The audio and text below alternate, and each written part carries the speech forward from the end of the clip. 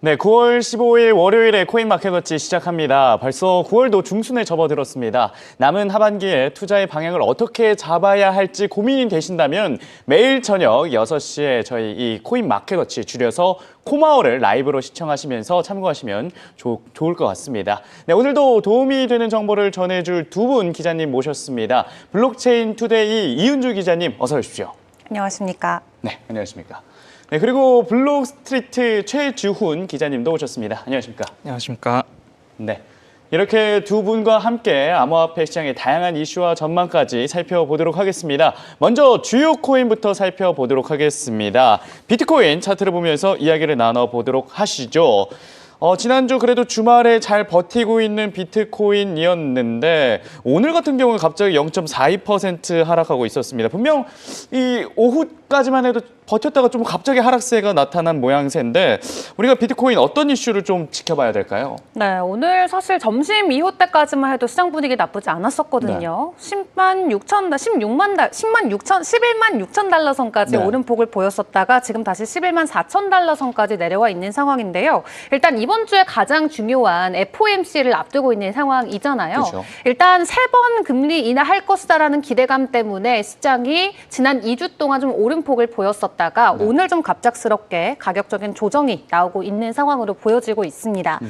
일단 원화 기준으로도 1억 6천만 원 선에서 오전까지 횡보하는 모습을 보였었다가 아무래도 위험 자산에 대한 좀 긍정적인 심리 요인 덕분에 주말까지의 분위기는 나쁘지 않았었는데 네. 이 FOMC 회의가 조금씩 코앞으로 다가오면서 투자자들의 불안한 심리가 그래도 좀 차트에 적용이 되고 있지 않나 생각이 듭니다. 네. 일단 지금 CME 패드워치 툴을 통해서 우리가 미리 예측을 해볼 수 있는 기준금리 인하 현재는 베이비컷으로 우리가 예상을 해볼 수가 있겠죠. 다만 오는 1년 동안 이 기준금리가 3%대까지 내려갈 것이다라는 전망들이 나오고 있습니다.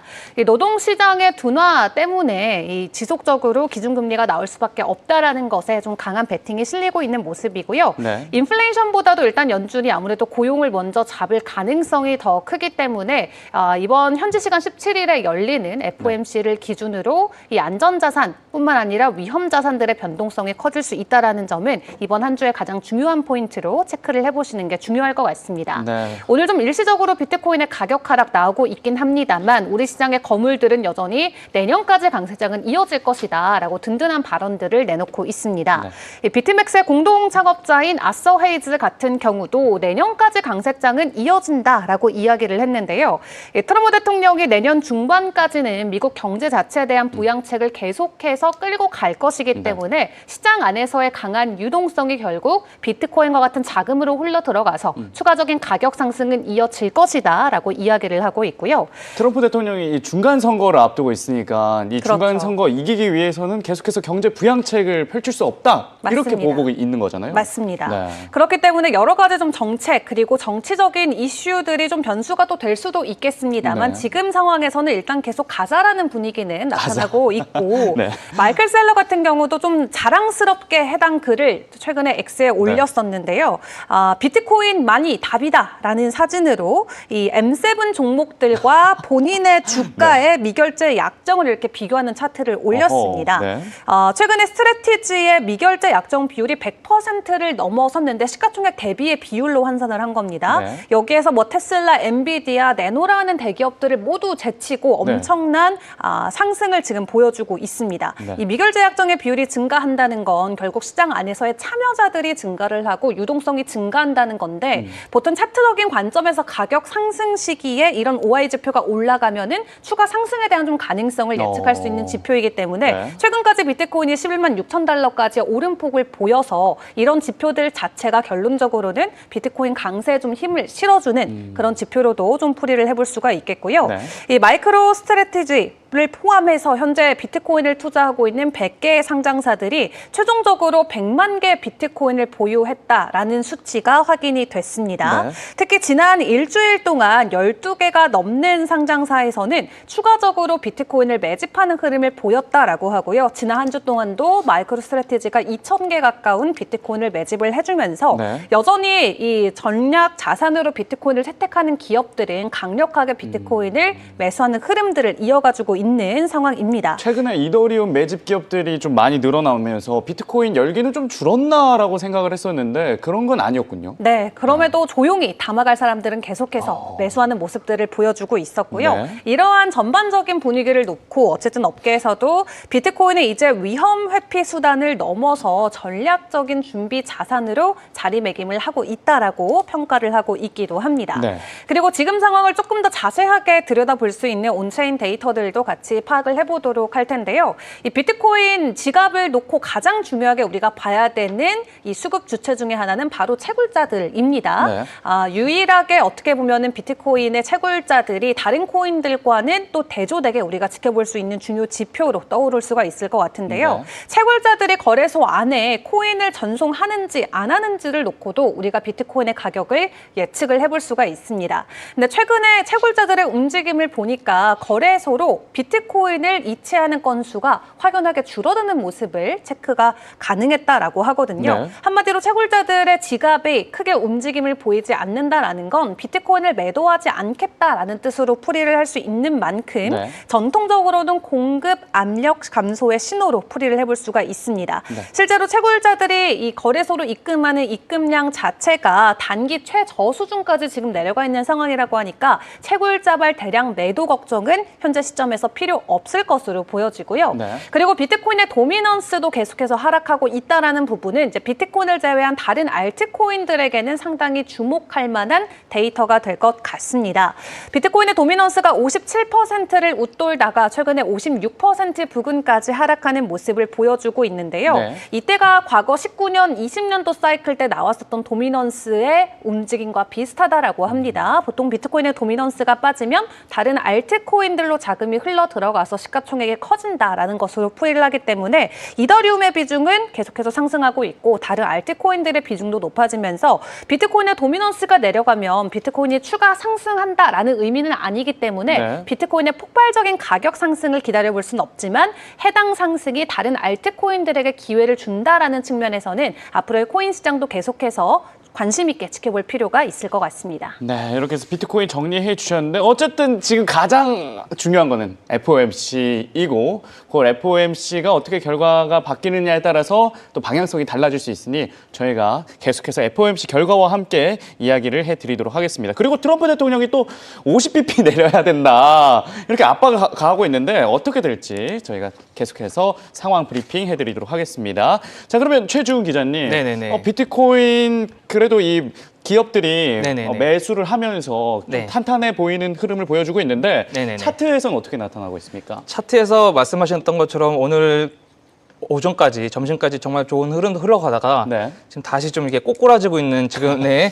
지금 형태를 좀 보여주고 있는데 제가 지금 이 비트코인 오늘은 이제 4시간 봉부터 좀 보여드릴게요. 4시간 봉에서 제가 지난주에 분명히 이제 여기다 이렇게 좀 써놨습니다. 11만 7,700달러 부근에서 한번 이제 뭐 휩소가 나올 수 있을 것이다 이런 네. 것도 유의해라. 근데 물론 지금 정확히 말씀드리면 정확히 이제 11만 6,700달러 딱 1,000달러를 이제 앞두고 이제 여기서 지금 휩소가 지금 발생하고 있는 것이거든요. 네. 왜냐하면 이제 제가 지난주부터 이제 이 거래량을 또 계속 이제 체크를 해보니까 비트코인이 이제 추가 상승을 하기 위한 그 거래량이 이제 뒷받침이 되어야 되는데 사실 좀 거래량이 좀 미비하긴 했습니다. 네. 그래 미비하긴 했고 그리고 정확히 이제 주말부터 제가 다시 또 이제 뭐 뉴스들을 좀 보니까 뭐 여러 기관들에서 다시 또 비트코인을 이제 이렇게 좀 치켜 세우고 또 매수를 한다는 등 이제 이런 기관적인 또 이제 뉴스가 좀 나왔거든요. 네. 그래서 제가 계속 말씀하시지만 이 기관들의 목소리가 커지면 레드카펫이 좀 깔릴 가능성이 크다. 네, 그래서 그렇죠. 한 기관들이 목소리가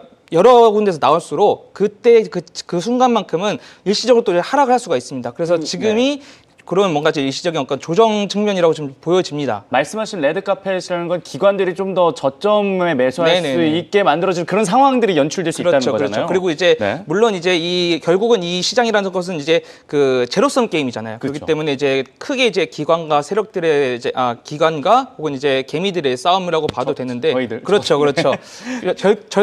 이 세력들은 이 기관들은 절대로 이 개미들이 쉽사리 이제 탈 수 있도록 그런 네. 포지션을 주지만 그 시그널을 잘 주지 않습니다. 아, 그렇죠. 그렇죠. 공포가 극에 달할 때 이제 매수를 해야 되는 그런 시점이 올 수는 있는데 네. 지금 봐서는 지금 이러한 지금 휩쓸어 움직임은 저는 아직까지 그래도 양호하다고 봅니다. 네, 그리고 지금 제가 이제 차트상 그어 놓았는데 그 지금 움직임으로 봐서는 이제 오늘 밤이나 혹은 그 18일 새벽이잖아요. 우리나라 시각으로 네. FOMC 발표되기 전까지는 좀 이제 위아래로 좀 더러운 움직임 보여가다가 네. 그 비트코인이 한 11만 4천 달러 혹은 이제 11만 3,600달러 요 부분까지는 좀 올 수 있다고 저는 보고 있습니다. 네. 근데 만약에 이런 구간 오면은 저는 그래도 이제부터는 물리더라도 좀 용기를 가지고 한번 도전을 해봐야 된다고 저는 네, 보고 있습니다. 약간 스윙이 될 거라고 예상. 네네네 그렇습니다. 어허. 그래서 이런 구간에서는 이제 분명히 물릴 겁니다. 네. 왜냐면 이제 정확한 이제 그 저점을 잡는 것은 불가능하기 때문에 그렇죠.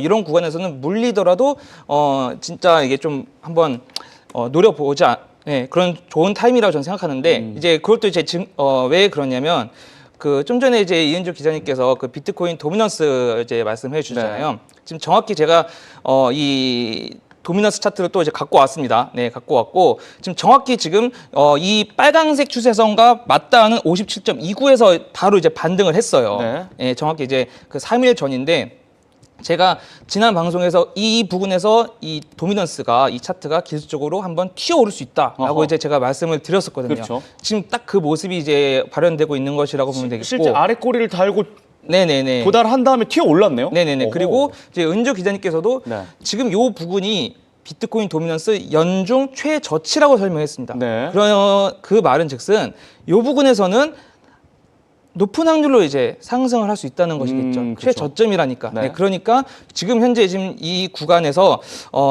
이 비트코인 도미넌스가 어디까지 상승할지는 이제 좀 지켜봐야 되겠지만 네. 그래도 제가 보기에는 이 상단에 지금 여러분들도 보시다시피 검은색 선이 있지 않습니까? 네. 여기가 지금 59.29라고 나와 있는데 요 부분까지는 갈 확률은 좀 적다고 봅니다. 아, 그런데 네. 가더라도 여기 부분에서는 이제 다시 또 이제 저항 맞고 이제 떨어질 것으로 보이거든요. 네. 그러면 이제 다시 이제 알트코인들이 또 상승을 하겠죠. 네. 그리고 이제 테더 도미넌스 이제 계속 강조해 드리는데 보여드릴게요.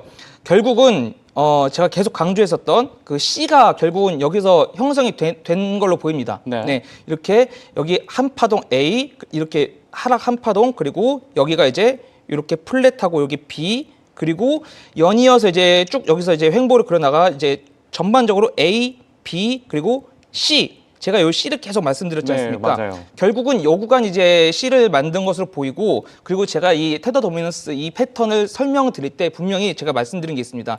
바로 이렇게 빠져주면 좋겠으나 이런 움직임보다는 한번 이렇게 튀기고 이런 움직임이 발생할 것이라고 제가 네, 말씀을 드렸던 걸로 한 플랫 더. 기억하거든요. 네, 네. 그래서 지금 딱 정확히 요 지금 그 파란색 선과 그리고 이제 제가 또 말씀드렸던 4.29 지난주에 제가 4.29를 좀 빠져주는 게 좋겠다고 말씀드렸는데 지금 그래도 지난주에는 여기를 4.29를 그래도 자연스럽게 이탈을 했으나 이 구간 지금 다시 지금 반등하고 올라오잖아요. 네. 그렇기 때문에 이 구간이 어떻게 보면 다시 그 이제 이 B의 그리고 C의 한 A라고 보면 되거든요. 네. 그렇기 때문에 이 구간에서 지금 이제 다시 그 CB가 이 CB가 어디가 될지 모르겠는데 지금 요 구간이 이런 이제 그림이 그려질 것입니다. 네. 여기서 끝날 수도 있고 여기서 끝날 수도 있는데 그거는 이제 아무도 모르고 네. 근데 대신에 이런 구간에 왔을 때 이제 다시 이제 우리에게는 이제 기회가 주어지는 것입니다. 그렇기 때문에 제가 말씀드린 이유가 뭐냐면 물리더라도 한번 도전해 봐야 된다고 말씀드렸던 게 네. 지금 현재 이런 구간이 있기 때문에 우리는 이제 이렇게 다시 빠지는 것을 이제 기대하면서 미리미리 이제 세팅을 해 놔야 되지 않는가 네. 저는 이렇게 좀 보고 있습니다. FOMC에 따라서 이게 방향성이 하락을 할 수도 있지만 나중에 네네네. 좀 튀어 오를 수 있는 가능성이 있기 때문에 네네네. 물리더라도 조금은 지금 진입해도 될 만한 시점이다. 그런데 네네네. 이게 테더 도미넌스 상에서도 나타나기 때문에 네네네. 이게 논리가 좀 이렇게 형성되는 것 같습니다. 네, 그리고 이제 마지막으로 그 비트코인에 대해서 이제 저번에도 한번 보여드렸는데 네. 그 이 주봉 차트를 제가 오늘은 그 일봉 차트로 지금 확대를 해봤습니다. 네. 이 가격대는 여전히 동일하고 지금 보면 물론 지금 이 차트 흐름상 지금 여기서 1차적으로 지금 단기적으로 고점을 만든 것을 볼 수가 있어요. 그렇기 네. 때문에 이 부분이 이제 여기서 마무리가 될지 여기서 마무리가 될지 혹은 진짜로 1억 4,870만 원까지 올지는 아무도 모르겠으나 네. 지금 이제 이런 지금 한번 이제 더 떨어질 것을 염두에 두고 네. 그리고 제가 아까 말씀드린 1억 11만 4천 달러 혹은 11만 3,500달러 부근을 이제 1차적으로 한번 진입한다고 이제 생각을 네. 해주시고, 그리고 이제 주봉 단점으로는 지금 보여드리는 요 차트의 이 가격대도 좀 이제 계속 이제 인지하시면서 네. 그러면서 이제 분할로 한번 이제 이제 비트코인 같은 경우는 이제 이런 스탠스를 가지고 대응하시는 게 좋을 것 같습니다. 진입을 하시더라도 언제가 이게 저점일지 모르기 때문에 그거는 정확히는 모르는 그래서 것이죠. 분할 매수 관점으로 가고 네네네. 그다음에 나중에는 어차피 좀 상승할 거라고 예측을 하기 네네네네네. 때문에 좀 더 스윙 매매를 네, 저희가 맞습니다. 해봐야 될 것 같다라는 코멘트를 남겨주셨습니다. 이렇게 해서 비트코인 이야기를 해봤고요. 내 비트코인 절대 지켜 황스 패밀리님께서 이런 댓글도 달아주셨고 비트코인이 좀 더 잘 버텨서 올해 말에는 정말 큰 상승이 있었으면 좋겠다는 말씀 드립니다. 자, 이제는 이더리움 차트를 보면서 저희가 한번 이야기를 해보도록 하겠습니다. 이더리움 같은 경우도 비트코인과 비슷한 흐름을 보여주고 있습니다. 금요일 날 상승을 했다가 현재 토요일, 일요일을 거치면서 음봉을 만들어내고 있어요. 일요일 날 같은 경우에는 이 볼리저 밴드 상단을 쳤다가 다시 내려오면서 박스권을 형성하고 있는 모양새인데 이더리움 지금 약간 조정받고 있는데 계속 그래도 우상향 해왔잖아요. 우상향 할 수 있습니까? 일단 알트코인의 지수만 놓고 봤을 때는 이더리움 그리고 다른 종목들한테 좀 기회가 넘어가는 것처럼 보이기는 합니다. 네. 그래서 도미넌스를 통해서도 우리가 알트 시즌에 대한 출발점 힌트를 확인을 해볼 수가 있었다면 네. 이번에는 아예 알트코인 지수에 대한 설명도 함께 좀 드려보도록 하겠습니다. 네. 상위 100개가 되는 코인들 안에서 비트코인보다 수익률이 높은 코인들을 쭉 나열을 했을 때 그 네. 개수가 75% 이상이 되면은 알트 시즌이 시작이다. 이렇게 코인 시장은 풀이를 하거든요. 네. 근데 최근에 알트코인의 시즌 인덱스가 주말 사이에 80점을 돌파를 해내면서 네. 비트코인의 수익률보다 알트코인들의 수익률이 훨씬 더 높았었던 주말을 보냈습니다. 완전 알트 파티가 된 거네요. 그렇죠. 네. 그렇기 때문에 지금 상황에서는 비트코인보다는 뭐 이더리움을 비롯한 다른 알트코인들한테 추가적인 상승에 대한 기회가 남아 있다라고 생각을 해볼 수가 있겠고요. 네. 그리고 이더리움 같은 경우도 사실 지난주 초까지는 계속해서 이 ETF 쪽에서의 자금 유출이 있었는데 네. 다행히도 최근 4거래일 연속 동안은 ETF의 순유입세가 들어왔습니다. 네. 그리고 지난주 금요일 같은 경우도 하루만 놓고 봤을 때 원화 기준으로 5,600억 원이 넘는 물량이 ETF를 통해서 들어와주는 모습이 보여졌고요. 네. 여전히 기관들을 중심으로 이더리움의 수요는 강력하다라는 것을 만나볼 수가 있었습니다. 네. 그래서 전반적인 알트 시즌에 대한 기대감과 함께 기관들이 다시 이더리움을 사주고 있다라는 관점에서는 센티멘트 측면에서는 심리가 긍정적일 수 있다라고 생각을 해볼 수가 있겠죠. 네. 또 여기에 추가적으로 긍정 요인으로 볼 수 있는 것 중에 하나가 바로 이 스테이블 코인의 물량입니다. 네. 스테이블 코인 대부분이 이더리움 기반이다라는 거 이제 앵커님도 알고 계실 것 같은데 이더리움을 기반으로 하고 있는 스테이블 코인의 공급량이 사상 최대치를 이번에 기록을 했습니다. 네. 그래서 달러 기준으로 1,680억 달러를 돌파하면서 최고치를 찍었고요. 이더리움 네트워크의 결제, 거래 인프라가 강화될 수 있는 시그널로도 풀이를 해볼 수가 있겠고요. 네트워크의 유동성이 증가되면 결국 이더리움 생태계 안에서의 성장 동력이 커지는 것이기 때문에 이런 데이터까지 우리가 종합해서 봤을 때 이더리움 쪽에 대한 이 투자 심리 계속해서 긍정적일 수 있다라는 걸 만나볼 수가 있겠습니다. 네.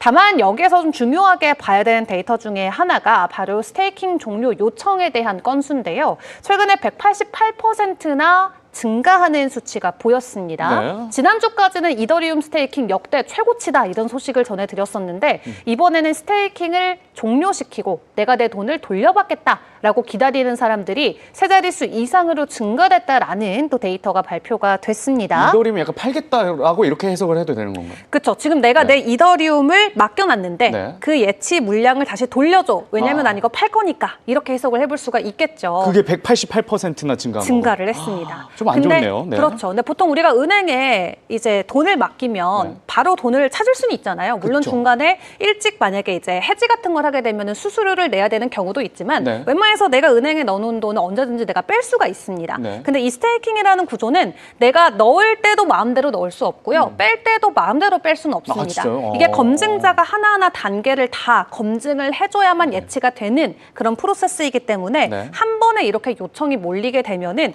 대기해야 되는 기간이 늘어나게 되는데요. 최근에 요청하려는 검증자들이 증가가 되면서 최근 대기열 기간이 45일까지 증가됐습니다. 한마디로 내가 지금 이더리움 돌려줘라고 해도 저는 45일 뒤에 이더리움을 받을 수 있는 게 현실이 되는 거죠. 근데 그만큼 이 대기 일수가 증가되는 건 내가 지금 이더리움을 팔겠다라고 생각을 하고 언스테이킹하는 요청이 올라갔기 때문으로 풀이를 해보시면 될 것 같고요. 다만 정말로 이렇게 언스테이킹하는 물량들이 전부 다 시장에 쏟아질 것인가를 놓고는 현재 커뮤니티에서는 좀 다른 의견을 보여주고 있기도 합니다.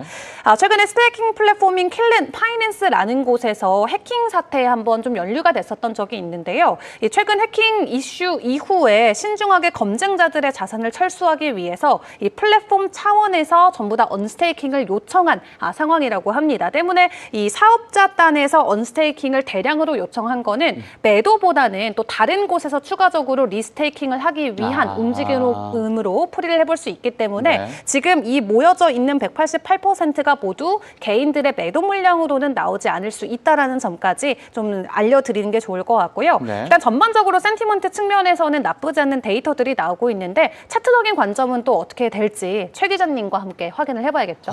좋습니다. 일단은 스테이킹 종료 요청 188%가 조금 우려스러웠지만 이게 전체가 다 이게 물량이 빠진 건 아닐 수도 있다라고 좀 얘기를 해주셨는데 차트상에서 이런 흐름 혹시 포착이 되고 있을까요? 지금 뭐 보시다시피 갑자기 또 이제 음봉이 지금 펼쳐지고 있잖아요. 그리고 사실 지금 이 이더리움 지금 4시간 봉 차트상 제가 오늘 오전에 이제 이 굵은 파란색 두 선을 좀 추가적으로 이제 그어놨습니다. 그 이유가 지금 요 선들은 좀 지켰으면 해서 여기를 이제 이탈하면 좀 좋지 않겠다 했는데 바로 저 이탈을 해버렸고 사실상 지금 그래서 이 지금 파란색 추세선은 지금 현재 상태는 뭐 이렇게 그닥 이제 앞으로는 좀 이렇게 의미가 없는 상황이어서 이렇게 좀 다시 제가 좀 색을 연하게 칠할 건데 앞으로도 이제 중요한 게 그 이더리움 그 상대 강도 지수라고 하죠. 이제 앵커님도 자주 이제 언급하신 RSI 지표가 있는데 그 이더리움 이제 그 일봉상 보면 여러분 위에 보지 마시고 밑에만 보시면 되는데 그 이 현재 지금 요게 그 빨간색 선이 RSI입니다. 요 선이 지금 빨리 다시 그 60 이상을 좀 다시 넘어줘야 됩니다. 그래 약간 매수세가 들어온다 이렇게 파악을 할 수 있는. 그래야지 이제 차트적으로 봤을 때 이더리움이 이제 다시 빠른 시일 안에 이제 상승을 이쁘게 그려가는 모습이 나올 수 있을 것 같아요. 그래서 지금 현재 보면은 약간 57 부근을 좀 이렇게 왔다 갔다 하고 있는데 다시 이제 이더리움이 상대 강도 지수 RSI상 이제 60 이상을 좀 다시 회복하고 이제 상승해주면 좋겠고요. 그리고 그래도 제가 아직까지 이제 이더리움을 양호하게 보는 게 일단 지난 주봉 제가 이제 계속 이제 보여드렸던 요것도 이제 그 이더리움 주봉이죠. 지난주 봉이 그래도 이렇게 이쁘게 마무리해 줬단 말입니다. 이쁘게 마무리해 줬고 그때 제가 분명히 그러니까 2주 전에 그 주봉에 밑꼬리를 이탈 않고 그리고 2주 전에 봉을 넘어주거나 혹은 그 거의 근접하는 봉으로만 마무리되면 좋겠다 했는데 이미 2배 이상 이제 이렇게 나왔어요. 그런데 지금 현재 정확히 또 주봉상 그 4,630달러 부근에서 또 지금 저항을 맞고 있는 것이거든요. 그렇기 때문에 앞으로 이제 그 주봉상 관점을 봤을 때는 그 여전히 이 지지난주, 그러니까 지금으로부터 지지난주에 그 주봉은 아직도 유효합니다. 그래서 이 지지난주에 이제 그 윗꼬리 부분을 다시 오지 않는 게 가장 베스트긴 한데, 물론 이것도 시장 상황을 이제 지켜보면서 대응을 하셔야 되겠죠. 그런데 아직도 그래도 주봉상으로는 그림이 양호합니다. 양호하고, 그리고 앞으로 좀 이더리움이 단기적으로 추가 상승을 위해 좀 빨리 시원하게 회복해줬으면 그 구간이 있습니다. 제가 오늘 좀 아침에 좀 봤는데 정확히 그 4,720달러에서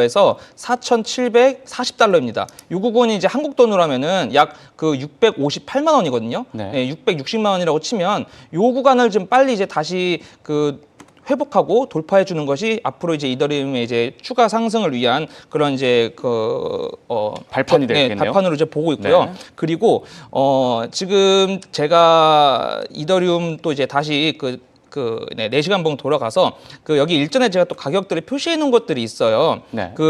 지금 구간에서 만약에 더 빠진다고 하더라도 지금은 아까 제가 계속 말씀드렸지만 비트코인 얘기할 때 말씀드렸지만 물리더라도 지금 구간에서부터는 우리가 슬슬 도전을 해봐야 되는 그런 구간이라고 이건 이제 이더리움도 마찬가지거든요. 이게 비트코인뿐만이 아니군요. 네네네네. 어허, 네, 네. 그래서 이제 이런 이제 뭐 한국 돈으로 617만 원이나 이제 이런 구간이 오면 이제 한번 이제 전부 다 담는 건 절대 안 되고 이제 내가 갖고 있는 시드를 잘 적절히 피자처럼 등분을 하셔가지고 이제 따로따로 이제 이렇게 지입하는 식으로 대응하시는 게 네. 바람직한 그림으로 보이고요. 네. 그리고 다시 보여드리지만 그 비트코인 도미넌스, 비트코인 도미넌스 이 지금 현재 상승하는 부분이 제가 보기에는 이게 이 구간까지 가지는 않을 것으로 보이고 네. 설령 가더라도 지금 이렇게 가다가 이런 언저리에서 다시 이제 이렇게 빠질 거라고 보여요. 네. 그러면 이제 이 상황에서 비트코인 도미넌스 이런 그림 펼쳐지고 그리고 다시 테더 도미넌스도 지금 대충 대략 이 파란색 추세선 부근을 이제 밑돌다가 여기서 최대한 빠져주는 게 좋겠죠. 그래서 지금 현재 테더 도미넌스와 비트코인 도미넌스상 봐도 그렇게 큰 심한 그런 조정이 나올 것으로는 보이지 않기 때문에 네. 지금 구간에서는 이제 비트코인과 그리고 이더리움 이제 이런 이제 주요 맥점이라고 합니다. 이런 맥점들 잘 체크하시면서 이런 구간에 도달했을 때 한번 이제 한번 도전해 보는 게 좋겠다. 근데 반대로 이더리움이 확 빠지게 되면 네. 일전에 제가 말씀드렸던 그 595만 원과 590만 원은 이제는 좀 유효하지는 않게 됩니다. 만약에 여기서 쭉 빠지게 되면 이런 구간에서는 이제 다시 뭐 전에 최 기자가 여기서 매수하라고 했으니까 여기 다시 매수해야 돼. 아닙니다. 지금 요 구간은 지금 빨간색으로 되어 있는 요 구간은 이제는 힘이 약해졌기 때문에 네. 다시 이 구간을 확 빠르게 이제 이탈해서 하락하게 되면 요 구간은 더 이제 유의해야 될 그래요? 부분입니다. 그래서 네. 물론 제가 지금 바라보는 이더리움 그림은 요 지금 그 텍스트와 검은색 선이 지금 중첩하는 요 부분 617만 원 부분에서 어느 정도 이제 좀 그림을 지저분하게 그려나가다가 다시 이제 여기서 좀 바닥을 다질 것으로 보이나 그런데 이 관점이 틀릴 경우에는 제가 또 말씀드린 이더리움 이제 주봉 그리고 월봉상의 관점으로 이제 봐야 됩니다. 제가 전에 이더리움이 그래도 월봉상 쉬지 않고 달려왔기 때문에 여기서 조정이 와도 전혀 할 말이 없다고 말씀드린 적이 있습니다. 너무 많이 올라왔으니까. 그렇기 때문에 네. 갑자기 요 590만 원 여기를 이제 이탈하게 돼 버리면 이제 월봉 관점으로 이제 한두 달은 좀 더 이제 조정이 올 수 있겠구나. 이런 이제 관점으로 대응을 하셔야 되겠고 그리고 이 암호화폐 코인 자금이 있어서 네. 제가 처음에는 이제 비트코인으로 왔다가 그 다음에 이더리움으로 갔다가 그 다음에 메이저급 알트코인으로 갔다가 그 다음에 라지캡 알트코인 이런 식으로 이제 흘러간다고 하지 않습니까? 네. 그렇기 때문에 그런데 지난주 제가 솔라나 얘기할 때 이 이더리움이 한층 조금 이제 그 컴다운, 꺾여야 솔라나로 뭔가 좀 자금이 갈 것이다라고 이제 봤는데 네. 지금 이런 관점도 중첩돼 있으니까 이제 여러분들이 이더리움이 무조건 고공행진 할 수 있는 그런 조건은 사실상 지금 점점 약화되고 있는 게 사실입니다. 왜냐하면 지금 솔라나에도 지금 많은 자금들이 또 들어오기 있기 때문에 네. 그런 부분도 잘 체크하면서 시장 대응하셔야 되겠습니다. 네, 이더리움이 약간 좀 꺾일 수 있는 추세에 있다라고 네네네. 좀 말씀을 남겨주셨고 그러면서 솔라나 이야기를 해주셨는데 네네네. 보라돌이님께서 솔라나 안 솔라나 이더리움에서 상대적으로 약해지면 솔라나가 쏠 수도 있겠죠. 이런 정도 저희가 좀 체킹해 봐야겠네요. 네네네. 네, 좋습니다. 이렇게 해서 저희가 이더리움까지 좀 살펴봤고요. 다음으로는 리플 한번 확인해 보도록 하겠습니다. 리플 같은 경우에는 어떻게 지금 흐름이 움직이고 있는지 실시간으로는 1.26% 하락 중에 있는데 마찬가지로 이더리움과 비트코인과도 비슷한 흐름을 보여줬습니다. 일요일 날 좀 크게 좀 하락을 했네요. 3.42% 하락하고 오늘도 음봉을 그려내고 있는 이 이더리움, XRP인데 주말 사이에 특별한 이슈 없었나요? 네, 특별한 이슈는 하나도 없었고요. 네. 오히려 리플의 가격이 3.1달러 선에서 지속적인 횡보를 이어가면서 네. 시가총액 기준으로 세계자산 100위권의 이름을 올리면서 네. 오히려 축하받을 일이 있기도 했었습니다. 박수 한번 쳐야겠네요. 근데 이게 그 글로벌 자산 전체 100위권 안에 진입했다는 거는 뭐 금, 엔비디아 뭐 이런 거 다 포함해서. 네, 다 포함해서. 와, 대단하네요. 네. 오호. 이제 암호화폐 시가총액 3위이기 때문에 네. 1위인 비트코인이 지금 전체 시가총액 통해 기준으로 8위에 이름을 올리고 있고요. 네. 이더리움이 22위에 이름을 올리고 있습니다. 어허. 그리고 리플이 주요 기업들인 뭐 쇼피파이, 시티그룹 이런 기업들을 제치고 100위권에 네. 이름을 올렸지만 오늘 좀 조정이 나오면서 지금 현재는 100위권 안에서 찾아볼 수 없습니다. 아, 그래서 다시 좀 주말에 밀려났어요?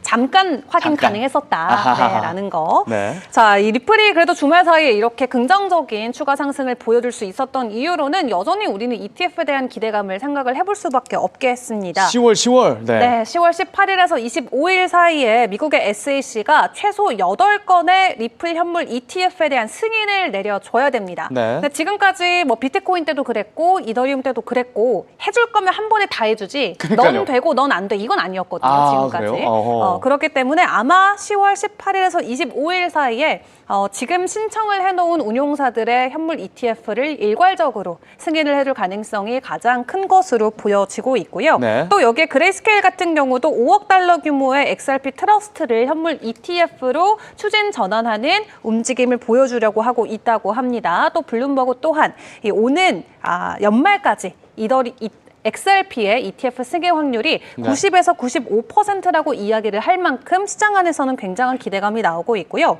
또 뿐만 아니라 이 네. 블룸버그의 현물 ETF 전문가 중에 한 명인 제임스 세이파트 같은 경우는 네. 다음 주 안으로 미국에서 현물 ETF가 나올 수도 있다라고 이야기를 하고 10월까지 있습니다. 안 기다려도 되고요? 네. 오호. 여기서 언급되고 있는 ETF 같은 네. 경우는 렉스쉐어즈 그리고 오스페리 펀드가 직접 만든 XRP 관련 ETF인데요. 지금 다른 자산 운용사들이 내놓은 건 100% 현물로 들고 가는 ETF고 여기에서는 최소 80%의 XRP를 현물로 포함을 하고 그리고 뭐 다른 현금이나 국채, 유동성 상품 이런 것들을 섞어서 혼합적으로 만드는 ETF가 네. 다음 주에 출시될 수도 있다라는 가능성이 제기가 되고 있다고 합니다. 그래도 80%면 좀 되게 많이 들고 가고 그럼 있는 거네요. 거의 뭐 네. 100% 현물 ETF와 비슷한 좀 네. 역할을 해줄 수도 있을 것 같은데 이 ETF에 대한 승인 기대감까지 좀 겹치면서 어쨌든 10월까지 기다리지 않더라도 조만간 미국에서 XRP가 들어간 현물 ETF를 만나볼 수도 있겠다라는 기대감이 나오고 있는 것 같습니다. 네, 다음 주가 갑자기 그 소식 빵 터지면 또 XRP도 가격도 빵 터질 것 같은데 저희가 한번 기대를 해봐도 좋을 것 같고요. 그렇다면 최 기자님, 네네네. 항상 이 리플 차트를 보면서 아름답다, 멋있다, 거의 다른 차트는 그런 얘기를 안 해주시잖아요. 네네네. 리플의 이 평가가 엄청 좋으신데 네네. 어떠신가요, 지금 리플 차트? 리플 차트가 정말 아름다운데 오늘 정말 사고가 발생했습니다. 뭐죠? 하고 많은 코인들 중에 네. 제가 작도해놓은 코인들 중에 네. 딱 리플 차트만 갑자기 백지가 됐습니다. 없어졌네요? 네. 아이고, 알파스퀘어 관계자분들 이거 어떻게 된 겁니까? 그래도 제가 누굽니까? 다 제 머릿속에 있습니다. 그렇죠. 네, 그렇기 때문에 간만에 이제 원래 이제 여백임이라고 하잖아요. 네. 아무것도 없는 상태에서 어떻게 리플이 또 아름다워지는지를 네. 제가 손수 그려드리겠습니다. 여백임이. 여전히 지난 7월 12일 여기부터 이렇게 상승된 분에 대한 이 삼각 수렴 시나리오가 여전히 존재합니다. 삼각형. 이렇게 네. 존재하는데 지금 제가 일전에 또 말씀드린 게 네. 이 구간 여기가 이제 그 3달러 주황색 추세선 그 부근이거든요. 여기가 네. 여기고 그리고 이제 여기 구간이 제가 그때 그 1차, 2차 매수했을 때 정확히 중간에 자리 잡을 3,920원이 자리입니다. 그래서 제가 전 방송에서 리플은 이 3,920원을 기점으로 여기를 기점으로 상승 엘리어드 파동 5파를 한번 우리가 기대해 볼 수 있겠다라고 제가 말씀드렸습니다. 그래서 지금 이렇게 1, 2, 3, 4일지 아니면 지금 이거가 1일지는 모르겠으나 저는 개인적으로는 이게 현재 상승 1파의 1파동이라고 보고 있습니다. 네. 그러니까 당연히 이 엘리어트 파동이라는 것은 여러분 제가 간단하게 설명을 드리겠습니다.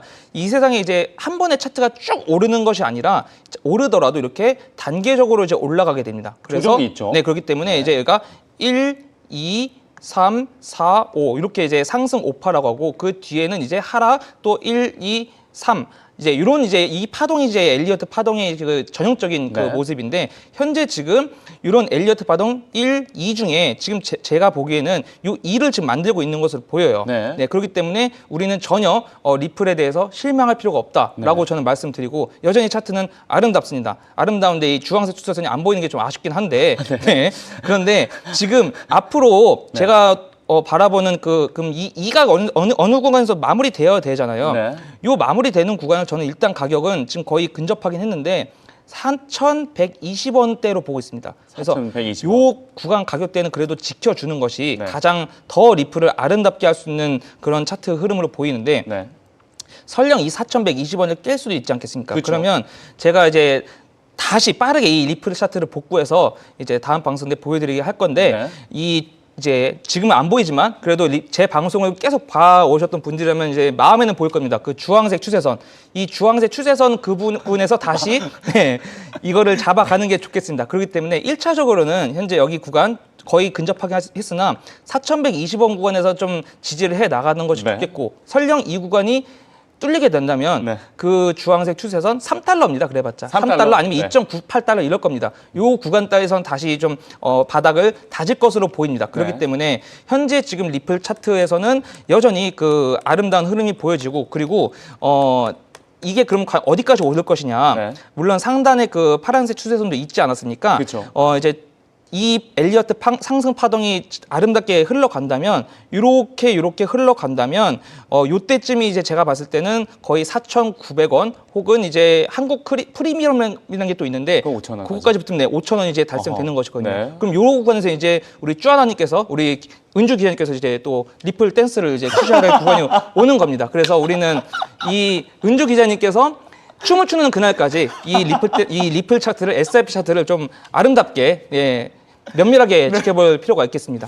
아 근데 지금 계속 엘리어트 파동 얘기해 주셨는데 네네네. 결국 5,000달러 올 가능성이 크다는 걸 계속해서 말씀해 주시는 거고 네, 5,000원 한국. 아 5,000달러가 아니라 5,000원? 네네네. 그러면 이제 춤출 가능성이 더 높아지는 거잖아요. 그렇죠. 그런데 이제 지금 1파동, 2파동, 2를 잘 마무리해 주기만 하면 네. 이 엘리어트 이 파동의 거의 40%는 그려지는 겁니다. 그래서 요것만 잘 지켜진다고 하면은 이제 우리는 이제 요 5,000원대, 4,900원대 구간을 이제 네. 지켜볼 수가 있는 것입니다. 네, 차트상으로서 네네. 엘리어트 파동이 기대되는 그런 네네. 지금 리플이라고 이야기를 할 수 있겠습니다. 자, 이렇게 해서 비트코인, 이더리움, XRP까지 살펴봤습니다. 네, 조금 늦게 시청하신 분들은 생방송이 끝나면요, 저희가 이 관련해서 바로 영상이 업로드 되니까 다시 보기로 자세히 시청하시면 좋을 것 같습니다. 그리고 지금 시청하신 분들은 실시간 채팅으로 궁금한 코인을 남겨주시면 금요일에 알파스퀘어로 AI 예측을 해드리니까요. 많은 참여 부탁드리겠습니다. 자, 이번엔 눈에 띄는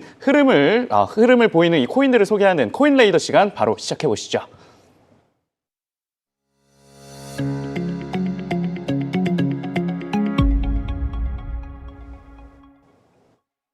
네, 특이점이 온 코인을 찾아보는 시간 코인레이더 시작해보도록 하겠습니다. 오늘 코인레이더에서 처음으로 소개할 코인은요. 펌프펀입니다. 펌프펀. 좀 이름이 좀 펀한데요. 뭔가 밈코인 같습니다. 지금 확인해 보시면 차트 보시죠. 차트를 보시면 밈코인답게 토요일 날 20% 넘게 상승을 했습니다. 그리고 최대 24.27%까지 상승했고, 그리고 일요일 날 6.73% 상승해서 마감했지만 20.19%까지 상승을 했네요. 굉장히 지금 이 매도가 반복되면서 거래량이 붙고 있는 코인이라 할 수 있는데, 펌프 코인 어떤 코인이고 또 어떤 이슈가 있었습니까? 네, 펌프다펀이라는 플랫폼에서 사용되는 코인이 펌프 코인이고요. 아, 네. 아주 쉽게 말씀을 드리면 이 솔라나를 기반으로 밈 코인을 쉽게 만들 수 있는 서비스라고 생각하시면 됩니다. 아, 그래서 앵커님 네. 같은 경우도 정말 뭐 10초 안에 코인을 만들어낼 수 있는 게 바로 이 펌프다펀 사이트를 통해서 할 수 있는 건데요. 이준호 코인 이런 거 만들 수 있어요? 준호 코인 근데 가능합니다. 아무도 안 살 것 같긴 한데. 아무도 안 사죠. 아, 근데 그런 게 가능하군요. 네, 가치를 만드는 것은 오호. 이제 뭐 개인의 몫이긴 하겠습니다만 네. 굉장히 쉽게 코인을 찍어내서 사실 이 밈코인 생태계에 상당한 혼란을 불러일으켰었던 게 바로 이 펌프펀의 출시였었습니다. 아, 네. 작년 1월에 출시가 됐었는데 아주 적은 수수료 비용만 내면 누구나 쉽게 코인을 만들 수 있기 때문에 이게 또 코인이 너무 무작위로 나오면 생태계 안에 혼란을 또 가중시킬 수도 있잖아요. 그렇죠. 그렇기 때문에 당시 출시에는 엄청난 화제와 함께 혼란을 야기했었던 코인이고 네. 올해 7월에 이제 이 팀에서 자체적으로 ICO를 진행을 했습니다. 본격적으로 코인 판매를 한 거죠. 그래서 저도 워낙 핫한 프로젝트이기 때문에 네. 이거 ICO 이건 내가 놓치면 안 된다. 대기를 하고 있었어요. 알람까지 맞춰놓고 네. 결론적으로는 할리갈리를 하다가 제가 시간을 놓쳐서 할리갈리 할리갈리에 게임 하다가 마음을 뺏겨서 못 들어갔습니다. 얼마나 근데- 재밌게 하셨으면 그러니까요. 이걸로 못. 근데 네. 가격을 보니까 그때 ICO 당시 대비해서도 지금 2배 이상 올라간 가격이더라고요. 할리갈리에 그렇지만- 좀 몰두만 안 했어도 2배를 벌 수 있었는데 돈을. 근데 네. 이 펌프다펀 코인 같은 경우는 이 재단 자체에서의 이 가치관이 굉장히 재밌는데요. 밈코인을 무작위로 찍어내서 사실 시장 안에서의 상당한 어떤 도덕성이라던가 다양한 부분에 대한 좀 물음표를 짓게 만드는 그래요? 코인임에도 불구하고 본인들은 공정 출시를 강조하면서 네. 팀 재단의 물량이 아예 없습니다. 보통 코인들의 토크노믹스 토큰 구조를 보면은 네. 거의 뭐 절반 이상은 재단 거, 그 나머지 50% 니네 거 이렇게 해놓고 재단들이 조금씩 물량을 팔면서 네. 이제 시장에 좀 조작을 한다던가 좀 그런 이슈들이 굉장히 많았는데 네. 이 펌프펀 같은 경우는 팀 자체가 가져가는 물량이 없는 만큼 팀에서 덤핑할 가능성은 없는 거죠. 아예 팀 덤핑 물량발 매도는 없지만 네. ICO 이후에 대량으로 펌프펀을 샀던 고래들이 출시 직후에 코인을 던지면서 사실 최근에 오름폭을 보이기 전까지 지속적으로 차트가 좀 좋지는 않았습니다. 근데 최근에 펌프펀이 왜 오를 수가 있었냐? 사실 펌프펀 자체만의 이슈는 아니었고요. 네. 제가 아까 펌프펀이 어떤 코인을 기반으로 코인을 만들어준다 그랬죠? 솔라나요. 솔라나 덕분에 오른 네. 겁니다. 아하. 최근에 펌프펀이 네. 올랐던 거는 솔라나의 가격 상승에 가장 큰 좀 배경을 해줬는데요. 이 갤럭시 디지털이라는 기업에서 솔라나를 대규모로 지난 일주일 동안 매집을 해줬는데 덕분에 솔라나의 가격도 두 자릿수 이상 오름폭을 보이면서 네. 정고점 부근까지 정고점이 $290 정도인데 솔라나 같은 경우는 지난 일주일 동안 10몇 % 추가 상승이 나오면서요. 네. 가격이 $234까지 현재 올라가 있는 상황이고요. 그쵸. 이 솔라나의 가격 상승과 함께 펌프다펀 안에서의 펌프코인 또한 추가적인 가격 급등을 보이기도 했습니다.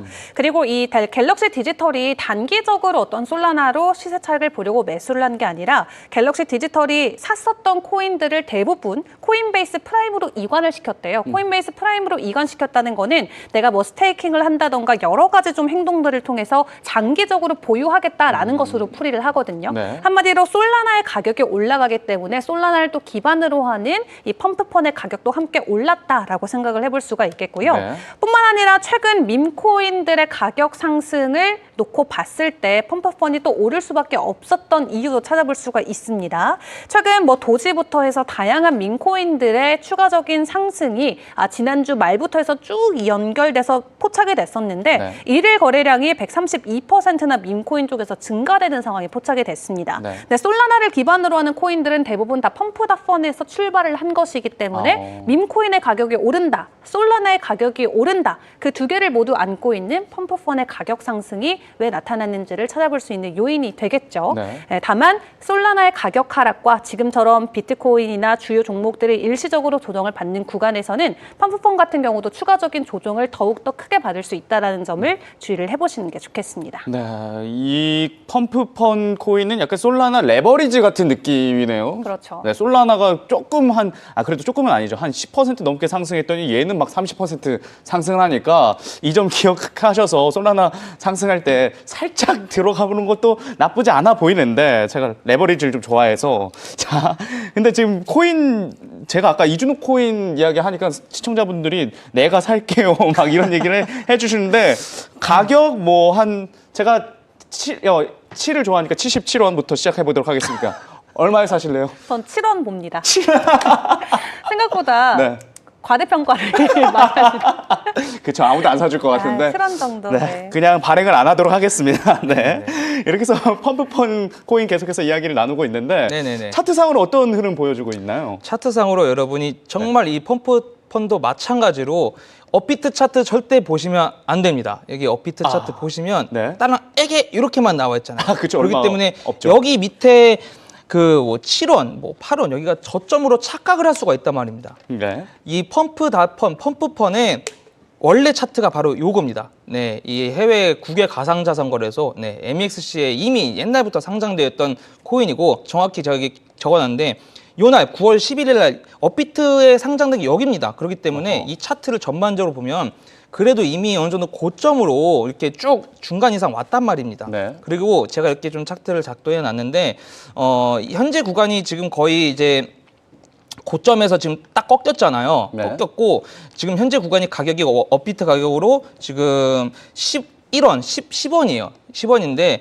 만약에 이제 짧게 아주 들어가신다고 하면 짧게 제가 말씀드린 짧게는 짧게 들어갔다가 짧게 대응해서 단타로 이제 만약에 들어간다고 하면 치고 빠지기. 네, 치고 빠지기를 정말 잘해야 되는 코인 중에 하나고 네. 여기 또 제가 적었는데 9.8원과 9.27원 이런 부분이 이제 짧게 들어갔다 나오기 좀 좋은 타점이에요, 여기가. 네. 이게 이제 기술적으로 반등할 것으로 보여요. 근데 여기를 이탈해버리면 바로 그건 또 정말 짧게 들어간 만큼 손절을 해셔야 하는 부분이고요. 네. 왜냐하면 그 밑에 지금 여러분 업비트 차트에는 보이지도 않는 거의 저점에 맞닿아 있는 8원이 또 중간치입니다. 어허. 그 밑에는 더 이제 이 파란색 추세선을 보면 더 떨어질 수가 있기 때문에 네. 그리고 은조 기자님께 정말 잘 설명하셨는데 네. 이 펌프펀 얘기하면서 이 솔라나 차트 다시 안 보여드릴 수가 없습니다. 왜냐하면 이 솔라나랑 정말 이제 정비례한다고 보면 되겠는데 네. 이 솔라나 차트도 보면 제가 정확히 저번에 방송에서 말씀드린 이 상단 파란색 검은색 선에서 지금 정확히 저항받고 있잖아요. 그렇기 때문에 앞으로 이 솔라나가 이 파란색 추세선 부근인 31만 5천 원 요 부근을 그래도 계속 위에서 지켜주는지를 이제 계속 체크하시면 되겠고 그리고